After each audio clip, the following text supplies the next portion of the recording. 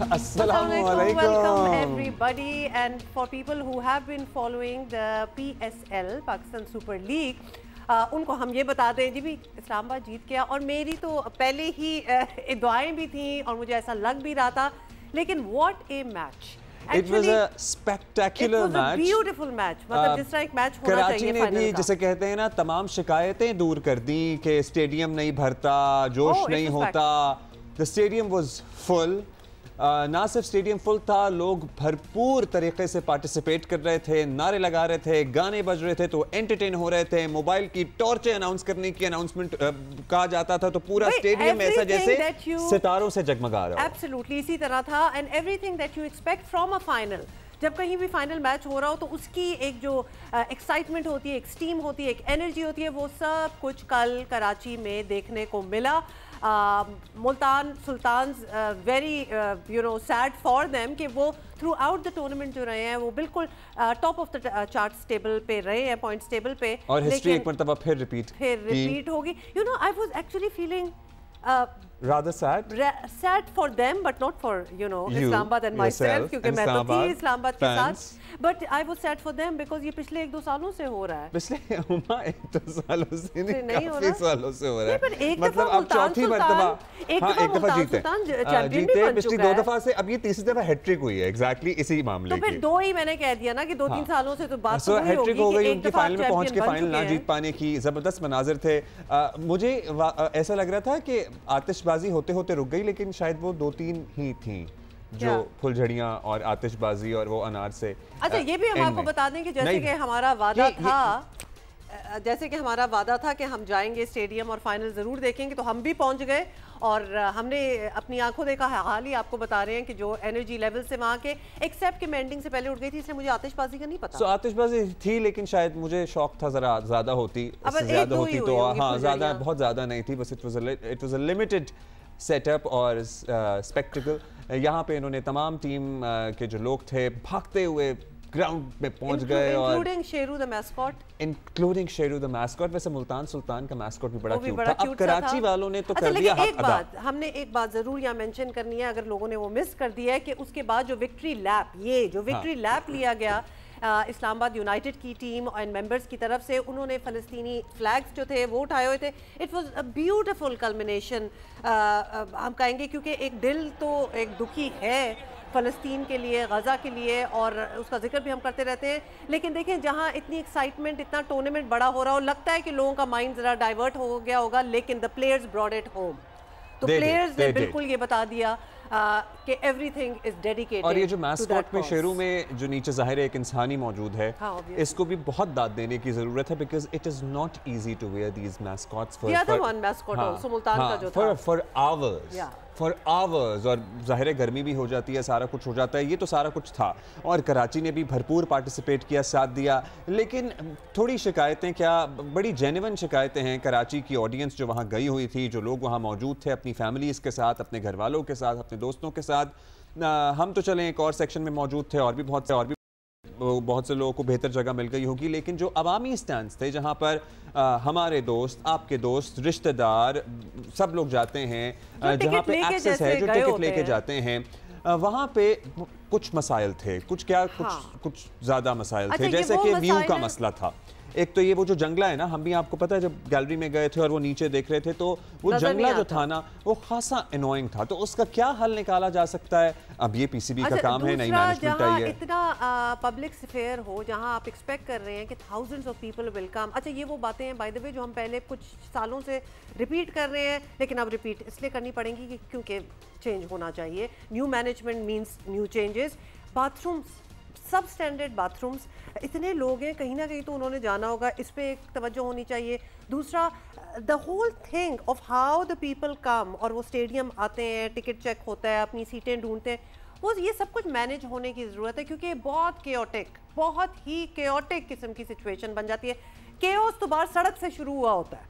मतलब traffic management जितनी भी ये लोग छाप देते हैं ना कि जी अब PSL हो रहा है या जो भी इवेंट हो रहा है और ये ट्रैफिक रहेगा, सारा निज़ाम और रूट बना दिया जाता है अपनी तरफ से कोशिश, लेकिन वल्ला आलम पता नहीं उसको कोई फॉलो नहीं कर रहा होता है या क्या होता है. But it is total chaos outside the stadium, and of course then some of it also reflects inside.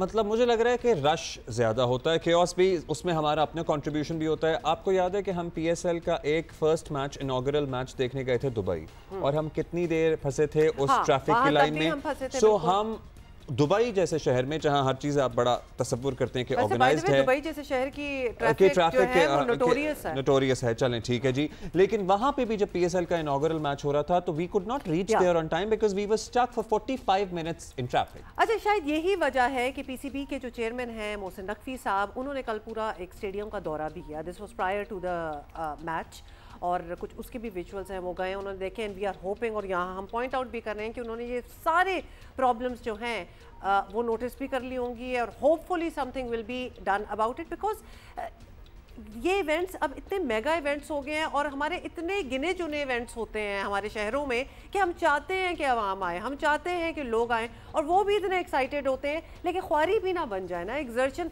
थोड़ा लेवल ऑफ ख्वारी तो बंदा एक्सपेक्ट कर ही रहा होता है जब घर से बाहर निकलता है, बट कुछ निज़ाम बेहतर होने की बहुत ज़रूरत है। अच्छा, सीटों का भी बड़ा मसला है, बाय द वे आपको पता है कि दे आर मैनी, एक्चुअली हम कहाँ से शुरू करें? मोहसिन नकवी साहब ने, जो कि ज़ाहिर है अभी नई जिम्मेदारियां संभाली हैं PCB के चेयरमैन की हैसियत से, उन्होंने कल नोटिस भी किया चीज़ों को, अहकामात भी जारी किए। आई एम श्योर वो फॉलो अप भी करेंगे क्योंकि people have seen him working, but at the same time ये चीज़ें मेंशन करना, याद दिलाना भी हमारी जिम्मेदारी है, और हम ये याद दिलाते रहेंगे unless and until we see an improvement, क्योंकि एक गुड वीएक्स ना बहुत ज़रूरी है। भाई आप मैच देखने जाते हो ना, अगर मैं मैच देख नहीं पा रहा हूँ सही से, तो नजर ही नहीं आ रहा मुझे सही से, तो व्हाट इज़ द पॉइंट? फिर कुर्सियाँ टूटी थी, बहुत सारी लोगों को मुश्किलात पेश आई, उसकी वजह से भी आप घंटों नहीं खड़े हो सकते हैं।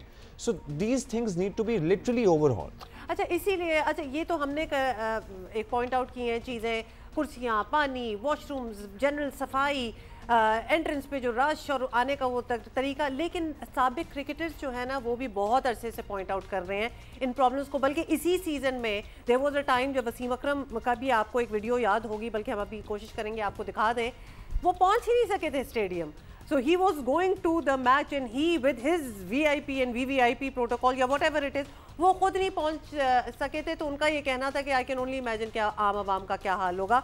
एब्सोल्युटली ये चीज़ें नॉर्मल हैं, इसमें बहुत कोई मौमा नहीं है इनको हल कर पाना, और उम्मीद हम ये करते हैं कि ये हल हो जाएंगी। लेकिन ओवरऑल जब आप स्टेडियम में कदम रखें और वो जो फ्लड लाइट्स और लश ग्रीन ग्रास और जोशो खरोश लोगों का और नारे और गाने और तराने, The city had come to life, ऐसा लग रहा था। एनर्जी थी भाई, you had to be there despite all the problems that we are pointing out, you had to witness it। और एक होता है कि जब आप फाइनल में पहुंचे, लोग भी भर भर के आए, और उसके बाद मैच भी है आगे से ऐसा मिले जिसका एंड पॉइंट तक आपको, लास्ट बॉल तक आपको पता ना हो कि इसका फैसला क्या होने वाला है। The city of lights was full of life and बहुत ही जगमगाता हुआ सा कल ये सारा अफेयर था।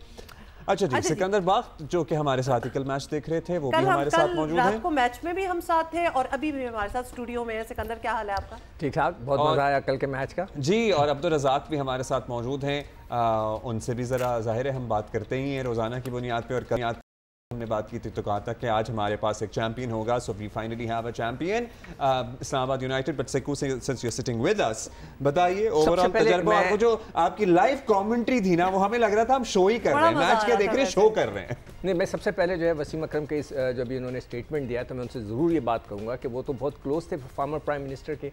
उन्होंने उस वक्त क्यों नहीं उनको एडवाइस किया कि जी स्टेडियम सही कर लें? उन्होंने उस वक्त उनको क्यों नहीं एडवाइस किया कि आप स्टेडियम के अंदर जाके जलसे ना करें? क्यों नहीं किया?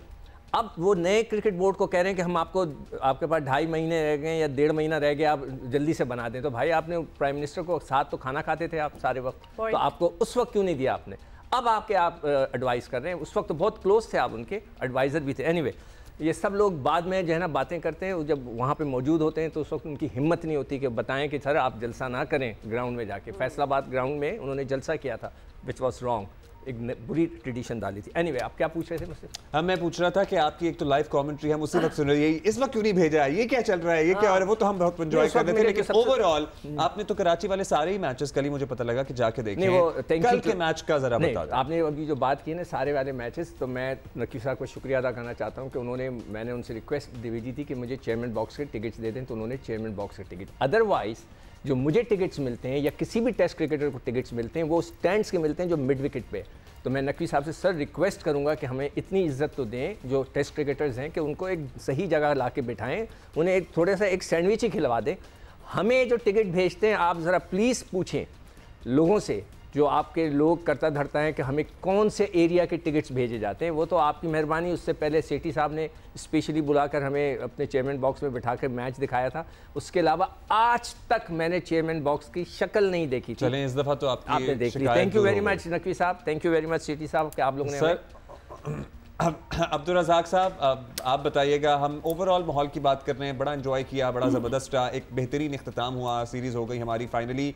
कल का मैच शुरू में तो ऐसा लग रहा था जैसे मुल्तान बिल्कुल ही बैठ गई ये टीम, मतलब ताश के पत्ते कह लें या पतझड़ कह लें, विकेटें गिरी चली जा रही थी। उसके बाद आए इफ्तिखार, उन्होंने धुआंधार बैटिंग की और कुछ कंपटीशन वाला समा बांध दिया। हाँ, कुछ फिगर बना दिया ऐसा कि जिस पे खेला जा सकता है।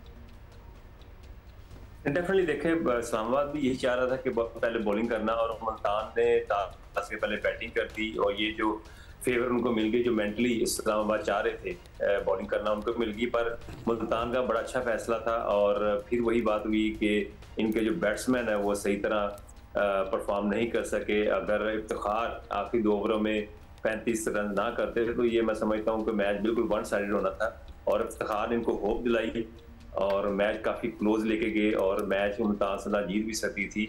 और ओवरऑल देखा गया कि बैटिंग और बॉलिंग दोनों में जो है मुल्तान की टीम जो है इतना अच्छा परफॉर्म नहीं किया जिस तरह हम इनको देखते आ रहे थे पहले पूल के मैचों में। अच्छा, यही बात मैं सिकंदर से भी पूछूंगी। Sikandar, top of the points table पे मुल्तान थ्रू आउट रहा शुरू से, पहले मैच से, सेकंड मैच से, और किसी को वो स्पेस नहीं मिली। ये कोई कारमा होता है, इसको आप किस तरह एक्सप्लेन करेंगे? वर्ल्ड कप में विद इंडिया ऑल्सो हमने देखा कि वो टोटली कोई लूज नहीं करे। The one that they had to win, which was the final, वो लूज कर गए। हमने आपको याद है शुरू में ही कहा था ये। अच्छा, मुल्तान के साथ भी वही हुआ। मैंने पहले भी इस पे क्रिटिसाइज किया है कि जो ड्रॉज बने थे उन्होंने 4 के 4 मैच या 5 के 5 मैच मुल्तान के मुल्तान में करा दी। किसी टीम को आप एक ही जगह पे लगातार वो मैच खिला दें तो वो पिच के उसकी आदत हो जाती है, आदी हो जाता है। उधर वो एक मैच हारे भी थे, बाकी सारे जीत गए थे। तो ये ड्रॉस की बहुत बड़ी गलती थी। कहते हैं होम एंड अवे जब हो, जब सारी टीमों के पास ग्राउंड्स हों। आपके पेशावर के पास ग्राउंड नहीं था, कोयटा के पास ग्राउंड नहीं था, तो आप कैसे होम एंड अवे कराएंगे? तो आपकी जो ड्रॉज बने थे वो बिल्कुल गलत बने थे इस दफ़ा के। नकवी साहब से कहेंगे सर आप ज़रा देखें, चेक करें कि ड्रॉज किस तरह बनाए जाते हैं, और बिल्कुल गलत बने हुए थे जिसकी वजह से वो उनको एडवांटेज हुआ वहाँ जब वो बाहर निकल कर आए। और एक और चीज़ मैं मुल्तान सुल्तान की टीम को कहना चाहता हूँ कि जो एक्सपेरिमेंट्स किए जाते हैं वो तो जो साइड के मैचेस, जो इनिशियल मैचेस होते हैं उनमें किए जाते हैं। जब फाइनल आता है तो उसमें आप फाइनल कराते हैं। कल उन्होंने जो सबसे बड़ी गलती की है वो ये की है कि उन्होंने उसामा को ऊपर भेज दिया। खुर्शीद, उनके 18 रन थे पूरे टूर्नामेंट में, खुशदिल को 68 रन थे, उनको भेज दिया। चार्ल्स को भेज दिया 110 रन, और विली को भेज दिया ऊपर, और इफ्तिखार को 8वें नंबर पे कर दिया।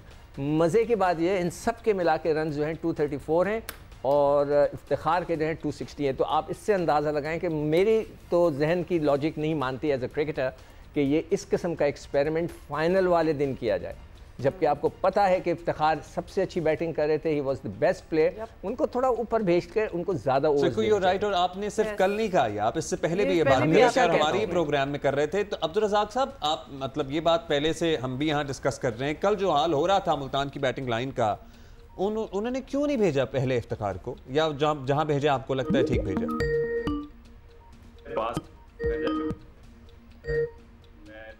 बैटिंग कर सकता था, नंबर 2 पे भी, नंबर 3 पे भी, नंबर 6 पे भी।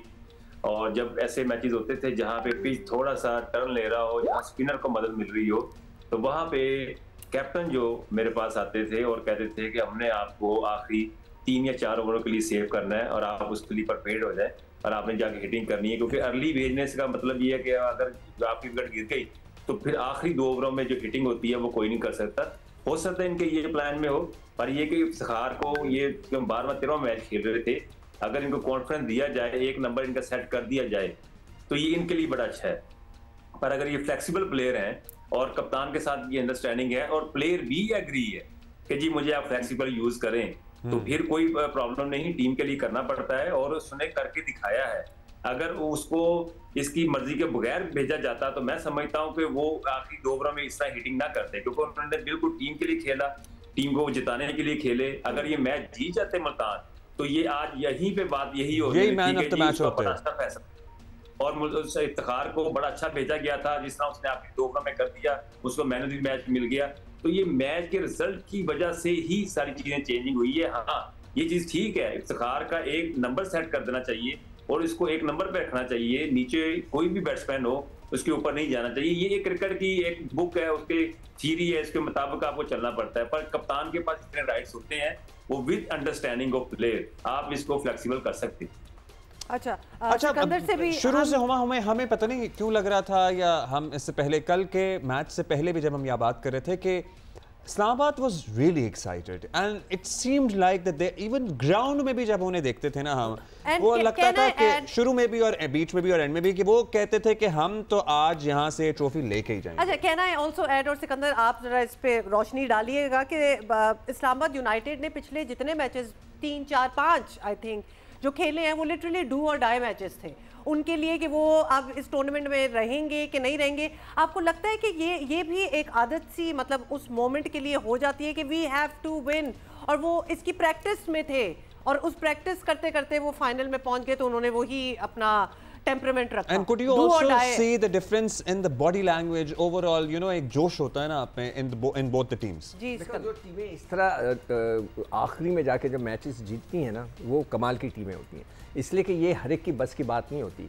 मैं हमेशा कहता हूँ कि जो लोग मैच फिनिश करते हैं, जो फिनिशर्स होते हैं, वो उनका कमाल होता है। जैसे कि कल इमाद वसीम ने किया, उससे पहले वाले मैच में किया, कूल एंड काम वहाँ पे खड़ा खेल रहा था। मैं देख रहा था कि उसके नर्व्स, उसने कोई गलत शॉट नहीं मारा, बिल्कुल नर्व्स के साथ लेके चल रहा था और वो उसने जाके उसको फिनिश किया। और यही चीज़ एक पूरी टीम की क्वालिटी होती है। This is a very good quality कि आपने अपने नर्व्स को कंट्रोल रख के आखिरी का फिनिशिंग टच दिया। मैं बार बार जो है एक हमारा जो एक बहुत ही टैलेंटेड लड़का है आज़म खान, उसको मैं बार बार कह रहा हूँ कि ही इज़ वेरी टैलेंटेड, इतना मैसिव किस्म का टैलेंट है, मगर वो मैच फिनिश नहीं कर रहा। वो आता है 30 करता है, आउट होके चला जाता है, 20 करके आउट हो जाता है, 50 करके आउट। उससे एक्सपेक्टेशन भी बिग शॉट्स की होती है और ये भी पता होता है कि ज्यादा देर देखिए नेशनल टीम में जब चांस मिलेगा तो इतने ज्यादा चांस नहीं मिलेंगे, फिर वहाँ पे कंपटीशन सख्त होता है ना। आज़म को अभी रिसेंटली भी तो दोबारा से चांस दिया, चले उसको दोबारा भी देंगे आप, तो उसके साथ रिजवान भी विकेट कीपर है, हारिस भी विकेट कीपर है, तो आपके पास विकेट कीपर की तादाद ज़्यादा है, तो you have to be a finisher, ताकि लोग कहें कि यार क्या बात है आपकी, ये मैच फिनिश करता है, इसको तो कहीं हटाओ ही मत। तो ये उसके लिए एडवाइस है मेरी, एक बहुत ही, मेरा अपना बच्चा है मतलब ये कि मैं उसको एडवाइस करूँ कि try to finish the match. अभी तारीफ़ कर रही है ना ये इस्लामाबाद की, क्यों कर रही हैं कि वो क्रंच मौक़ों के ऊपर वो निकल जाते हैं, और दैट इज़ द क्वालिटी, ये क्वालिटी होती है किसी भी अच्छी टीम की। अच्छा, वो सवाल रह गया कि वो मोमेंटम उनका इस्लामाबाद यूनाइटेड का आपको सिकंदर लगता है कि वो था, क्योंकि वो बिल्कुल ही नहीं हार, they could not afford to lose जब आपको एक few matches. आदत पड़ जाती है ना इस किस्म के टेम्परामेंट की, और जबकि इस किस्म के ख़तरनाक कह लूँ मैं उसको मैचेस से निकल जाना, तो फिर एक जब वो आदत बन जाती है तो आपके नर्व्स कंट्रोल में होते हैं, फिर उस आदत के थ्रू हम निकलते हैं। तो आप कहते हैं ना इंसान अच्छी आदतें बनाए। रज़ाक भाई और सिकू, आप भी ज़रा नाम सोचने ज़हन में सवाल एक ही होगा दोनों से, आपको लगता है कि हमने जो सारी ज़ाहिर PSL की एक्सरसाइज है, वर्ल्ड कप में जाने में कितनी मदद मिलेगी? What are the names that we should look forward to? कौन सी सरप्राइज एंट्रियां हो सकती हैं हमारे वर्ल्ड कप स्क्वाड में? कौन से लड़के आपने आइडेंटिफाई किए हैं जो पाकिस्तान का मुस्तकबिल साबित हो सकते हैं, रोशन मुस्तकबिल क्रिकेट में? किससे शुरू करें? रज़ाक भाई। पहले जी रज़ाक भाई, आवाज़ आ रही है? हाँ जी, मैं क्या वो आपने दोनों के नाम लिए ना, तो किसने पहले पहल करनी? नहीं, आप ही ने पहल करनी है सर। खूबसूरत हैं आप, पहले करें। नहीं, सिक्कू भाई पहले तो बुजुर्ग आप हैं, क्योंकि आप माशाल्लाह। मैं बुजुर्ग हूँ मगर खूबसूरत आप हैं इस वक्त। अच्छा, आप स्टार्ट कर देना। वर्ल्ड कप की आप बात कर रहे हैं, वर्ल्ड कप की सबसे जो इम्पोर्टेंट चीज होती है कंडीशन, और पिच कैसी है, ग्राउंड के कैसा है, बाउंड्री बड़ी है छोटी है, कितना को टोटल वहां पे होना चाहिए, ये कंडीशन एक जो होती है ना, ये एक आपकी एक्सपीरियंस से आती है, ये आपकी प्लेयर की परफॉर्मेंस देख के नहीं आप टीम सेलेक्ट कर सकते। और PSL जो हुआ, डेफिनेटली PSL जब होता है, कंप्लीट होता है, तो डेफिनेटली इसमें आपको 5 से 6 ऐसे प्लेयर नजर आते हैं जो आपको एक्स्ट्रा ऑर्डिनरी नजर आते हैं कि आप कहते हैं कि हाँ ये पाकिस्तान टीम में होना चाहिए। और जो भी इनको सिलेक्ट करे पर कंडीशन वाइज पिच वाइज आपको देखना पड़ेगा। हमने लाहौर में मैचेस देखे, वहां पे 200 हो रहा था, मुल्तान में देखा 200 हो रहा था, पिंडी में देखा 200 हो रहा था, कराची में जब आए तो 155, 75 और 180, 160, इस तरह 147 पे भी मैच जीते हैं लोग, डिफेंड किया उन्होंने। तो ये जो कंडीशन है आपको देखनी पड़ेगी, जहां पे बॉल पिच पे टर्न हो रहा है वहां पे स्पिनर आपको आउट करके दे रहे हैं, तो आप इस बेस पे उनको सिलेक्ट नहीं कर सकते कि जी कि इन्होंने आउट कर ली, इन्होंने परफॉर्मेंस दे दी। आपको कंडीशन देखनी पड़ती है, तो आपको हर चीज देखनी पड़ती है। जहां पे 250 हो रहा है वहां पे अगर स्पिनर आउट नहीं करते, वहां पे आपको देखना पड़ता है कि इनकी क्या कैलिबर है, वहां पे इनको आउट करते हैं तो क्या इनका कैलिबर है, उसके मुताबिक आप सिलेक्शन करें। फिर कभी आपको धोखा नहीं होगा, फिर आप ये नहीं कहेंगे यार ये डोमेस्टिक में नंबर 1 पे था, जब इंटरनेशनल में गया तो वहां पे जाके इसने कुछ नहीं किया। बड़ा अच्छा पॉइंट आपने उठाया। प्लेयर को सिलेक्ट कर जी सिकंदर, देखिए हमें जो इस वक्त ज़रूरत है ना स्पिनर्स की है, पाकिस्तान के पास स्पिनर्स की, मैं कब से ये बात कर रहा हूँ कि स्पिनर्स की सख्त ज़रूरत है, नंबर 1। नंबर 2 हमें मिडिल ऑर्डर में लोगों की ज़रूरत है, जिसमें हमें SPSL से कुछ नहीं मिला। नहीं, उसमें साउथ शकील ने बड़े अच्छा परफॉर्म किया, जो मुझे अच्छा लगा कि बहुत उनका जगह बन सकती है। उसके बाद सलमान अली आगा बहुत अच्छे लगे, इफ्तिखार तो हैं मगर पता नहीं इफ्तिखार से ऊपर तो शाहीन अफरीदी भी खेलने चले जाते हैं। ऑलराउंडर की ज़रूरत है हमारे पास, टाइम के सूरत में एक अच्छा ऑलराउंडर हमें नज़र आ रहा है। अब हाँ, इमाद वसीम के लिए लोग कह रहे हैं मगर वो रिटायर हो चुके हैं, मगर इमाद वसीम ने तो कल बहुत ही ज़्यादा जुल्म कर दिया कि उन्होंने सिगरेट पी ली सबके सामने, लोगों को नज़र आ गया, लोग उसके ऊपर बहुत क्रिटिसाइज़ कर रहे हैं। मैं भी समझता हूँ कि वो एक रोल मॉडल है। एक जो रोल मॉडल होता है उसको अपने आप का ख्याल रखना पड़ता है कि बच्चे उसको फॉलो कर रहे होते हैं। अगर आप वहाँ बैठ के सिगरेट पिएंगे वो नज़र आ जाएगा तो बच्चों पे बड़ा बुरा उसका असर पड़ता है। शाहरुख खान 2012 में जयपुर के स्टेडियम में सिगरेट पी रहे थे, उनके ऊपर फ़ाइन हुआ, उनको स्टेडियम से निकाला गया और उनकी जो कोर्ट ने उनको बुलाकर उनको पर फ़ाइन किया और उन्होंने एक्सेप्ट किया कि जी हाँ मेरी गलती थी, तो उनको 100 रुपये की फ़ाइन दिया गया। माइकल फेल्प्स जो कि 4 दफ़ा गोल्ड मेडल जीते थे ओलंपिक्स के अंदर, बहुत बड़े स्विमर थे, उनकी एक तस्वीर छप गई थी सिगरेट पीते हुए, सारी स्पॉन्सरशिप उनसे छीन ली गई। तो मैं मैं आपसे रिक्वेस्ट करूंगा सारे लड़कों से कि आप रोल मॉडल हैं। अगर आप पाकिस्तान के झंडा आपके सीने पर लग जाए, आप स्टार बन जाएं, बहुत बड़े लोग आपको फॉलो करने लगे, तो ख्याल रखें, कोशिश करें सिगरेट ना पिएं, ये आपकी सेहत के लिए, आपके करियर के लिए, सब चीज़ों के लिए नुकसानदेह। और अगर आप पी रहे हैं तो पब्लिक प्लेसेस पे तो बिल्कुल नहीं करें। ड्रेसिंग रूम में मुझे नहीं पता कि PCB का क्या रूल है कि ड्रेसिंग रूम में सिगरेट पी जा सकती है या नहीं पी जा सकती है, उसका कोई कानून है ICC और PCB की तरफ से, मुझे उसका बिल्कुल इल्म नहीं है। मैंने कोशिश की थी पता लगाने की, मुझे नहीं पता चला। तो मैं रिक्वेस्ट करूँगा सबसे कि ये कोशिश करें कि नौजवान बच्चे जो हैं हमारे, जो आपको रोल मॉडल समझते हैं, उनके लिए एक वाकई रोल मॉडल बने। एक और चीज़ मैं कहना चाहता हूँ, नकवी साहब से मैं आज सुन रहा था, नकवी साहब आपने कहा कि हम ऑस्ट्रेलिया से मिट्टी मंगवाएंगे और वहाँ पिचेस बनाएंगे। मैं आपसे सिर्फ एक रिक्वेस्ट करूँगा कि आप ज़रा इंक्वायरी कराएं PCB में कि ये 1980 में हो चुका है, मिट्टी लाई गई थी, हमारे फॉर्मर प्राइम मिनिस्टर ने जो है ऑस्ट्रेलिया का सिस्टम लाए थे, सब तबाह कर दी क्रिकेट को। आप प्लीज़ ये ना करें, बहुत पैसे ज़ाया होंगे इसमें, हमारी मिट्टी और ऑस्ट्रेलिया की मिट्टी जेल नहीं होती। ये एक्सपेरिमेंट हो चुका है, ज़रा इंक्वायरी कर लें, लोगों से डिटेल्स निकाल लें कि कितनी मिट्टी आई गई थी, क्या हुआ, उसका रिजल्ट्स क्या आए, कितना खर्चा हुआ। हमारी मिट्टी और उनकी मिट्टी जेल नहीं होते। तो ये भी मैं आपसे एक रिक्वेस्ट करूंगा कि प्लीज़ इससे इंक्वायरी करें। Thank you Sikandar, thank you Abdul Razzaq भाई, thank you for being with us and PSL ended।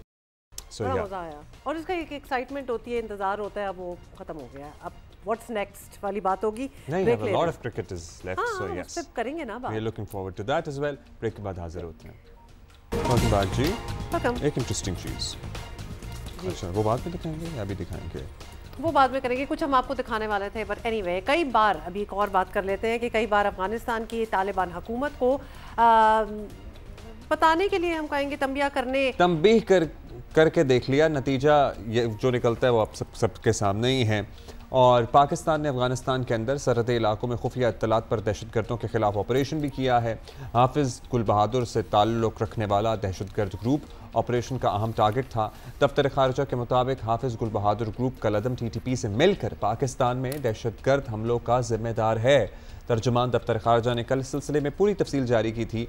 उन्होंने मजीद कहा कि पाकिस्तान अफगान आवाम का बहुत एहतराम करता है। अफगानिस्तान में इक़्तिदार में मौजूद ऑल्दो बाज़ अनासिर TTP की सरपरस्ती कर रहे हैं। Now this is important. Afghanistan में बरसरे इक़्तिदार जो लोग हैं, पाकिस्तान की रिजर्वेशंस उनसे मुताल्लिक हैं कि वो TTP की सरपरस्ती कर रहे हैं। और इसमें कोई शक नहीं कि पाकिस्तान में दहशतगर्दी की लहर की बड़ी वजह दहशतगर्दों का अफगान सरजमीन को इस्तेमाल करना है। वहाँ उनके महफूज ठिकाने कायम हैं जहाँ से वो पाकिस्तानी सिक्योरिटी फोर्सेस को निशाना बनाते हैं। और पाकिस्तान ने बारहा अपने खदशात, तहफ़्फ़ुज़ात, यहाँ तक के इंटेलिजेंस मालूमात तालिबान हुकूमत से शेयर की हैं। लेकिन इसके बाद आपको पता ना, एक लेकिन भी आ जाता है। लेकिन तालिबान हुकूमत ने किसी किस्म की संजीदगी नहीं दिखाई और ये बात किसी से ढकी छुपी नहीं कि माजी में कारज़ाई और अशरफ गनी दौर में पाकिस्तान अफगान तालिबान के मौक़िफ़ की हिमायत करता रहा है। लेकिन बदकिस्मती से इक़्तिदार में आने के बाद अफगान तालिबान ने दोस्ती का उस तरह जवाब नहीं दिया जो कि एक एक्सपेक्टेशन इंसान रख सकता है। बहरहाल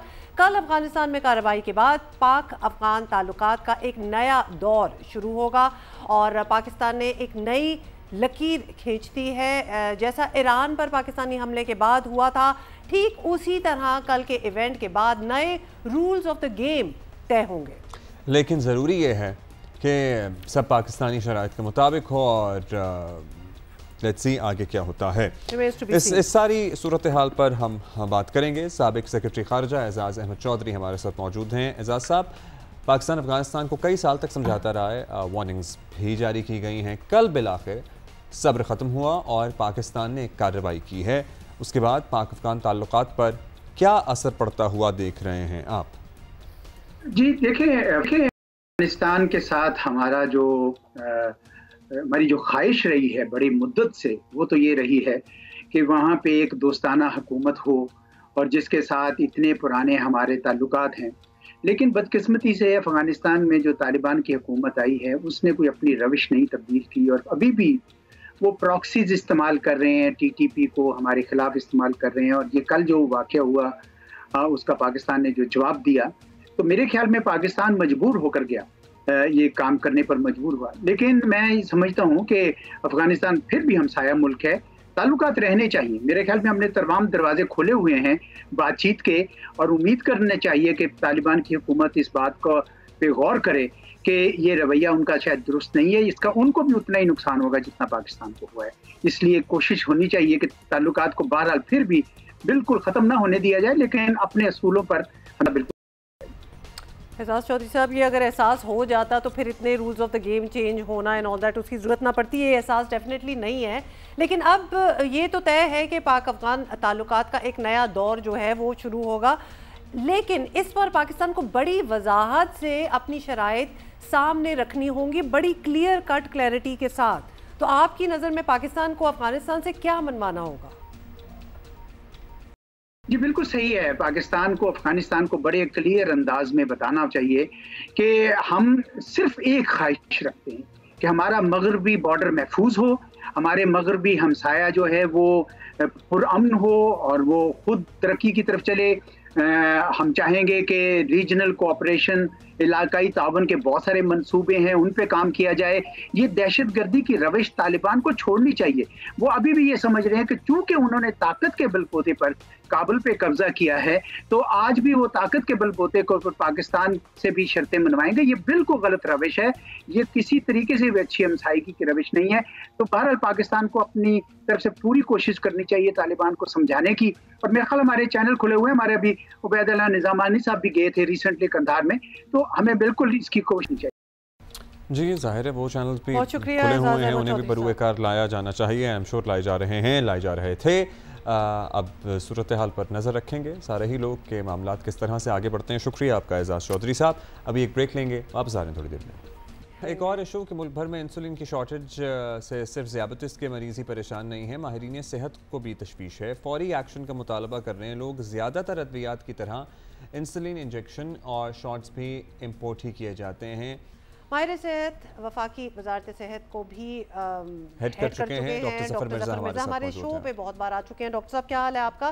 डॉक्टर साहब, मुल्क भर में इंसुलिन की शॉर्टेज है, उसी पे हम बात भी कर रहे हैं। आपकी नज़र में कितना बड़ा बहरान बन सकता है ये? सबसे पहले तो ये बता दें, पहले तो ये बता दें मेरा ख्याल है। जी यकीनन इंसुलिन की नादस्तयाबी जो है वो एक मुस्तकिल फिनोमेना बन गया है। पिछले कई महीनों से मुतअद्दिद दफ़ा इंसुलिन जो है वो दस्तयाब नहीं है मार्केट के अंदर। ये चूंकि एक लाइफ सेविंग मेडिसिन है, तो इसलिए इसकी ना दस्तयाबी जो है, इसका ना मिलना जो है लोगों के लिए बहुत बड़े बहरान का सबब बनता है। लोग मर भी सकते हैं, लोगों के अंदर बहुत सारी पेचीदगियां पैदा हो जाती हैं जो कि इंसुलिन के ऊपर डिपेंडेंट है। हमारे पास सही अदाद-ओ-शुमार तो नहीं है पाकिस्तान के अंदर, लेकिन एक अंदाजे के मुताबिक 1 लाख से 1.5 लाख के करीब ऐसे मरीज हैं जो बराह रास्त टाइप 1 इंसुलिन जिसे कहते हैं वो इंसुलिन के ऊपर है। डॉक्टर साहब, इंसुलिन रिवायती तौर पर इम्पोर्ट ही होती है, मकामी तौर पर बन भी रही है तो बहुत ही कम है। अगर मकामी तौर पर इंसुलिन तैयार की जाए तो क्या आपको लगता है दस्तयाबी, कीमत दोनों को फ़र्क पड़ेगा? अब तक ऐसा क्यों नहीं हो पाया? क्यों नहीं बना सकते हम अपनी? जी, यकीनन आपने बिल्कुल सही फरमाया। तकरीबन 100% इंसुलिन पाकिस्तान के अंदर इंपोर्ट होती है। ये सवाल कि पाकिस्तान खुद क्यों नहीं बनाता, ये एक बहुत बड़ा सवाल है, बहुत अहम सवाल है और बहुत अरसे से इसको उठाया भी जा रहा है। इसके ऊपर कुछ लोगों ने काम करने की कोशिश भी की है, लेकिन हुकूमत की तरफ से सही इंसेंटिव्स ना मिलने की वजह से ये प्रोडक्शन पाकिस्तान के अंदर अभी तक कायम नहीं हो सकी। ना सिर्फ ये कि इंसुलिन हम नहीं बनाते, हम दुनिया का 5वां बड़ा मुल्क हैं और हम एक भी वैक्सीन खुद यहाँ पे नहीं बनाते। अगर कुछ बनाते भी हैं तो वो बाहर से इंपोर्ट करके उनको वायल्स के अंदर प्रोड्यूस करते हैं।